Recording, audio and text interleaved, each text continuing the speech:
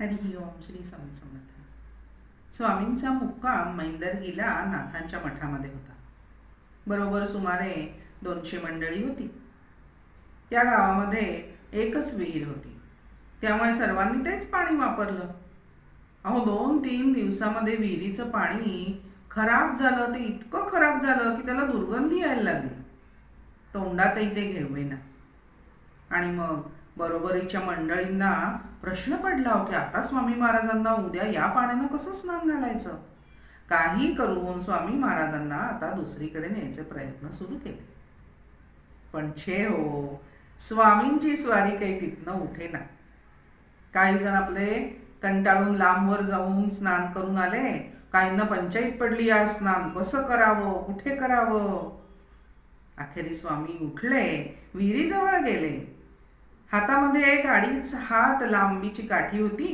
ती विहिरीमध्ये घातली आणि आपल्या नाकाला लावली. पुन्हा विहिरीमध्ये घातली आणि जवळ एक वडाचं झाड होतं, त्याला लावली आणि निघून गेले.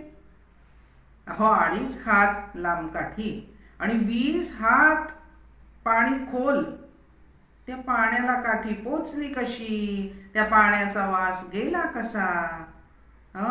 अहो एक जण विहिरीमध्ये उतरून सांगायला लागला सगळ्यांना, पाणी आता उत्तम आहे, चांगलं आहे, कसला वास नाही, कसली बेचव नाही, काही नाही, बिलकुल छान एकदम. अहो मग काय, सगळ्यांना आनंद झाला आणि श्री स्वामी समर्थ, जय जय स्वामी समर्थ, सद्गुरु स्वामी समर्थ, जय जय स्वामी समर्थ, जय जयकार केला स्वामी महाराजांच्या नावाचं सगळ्यांनी.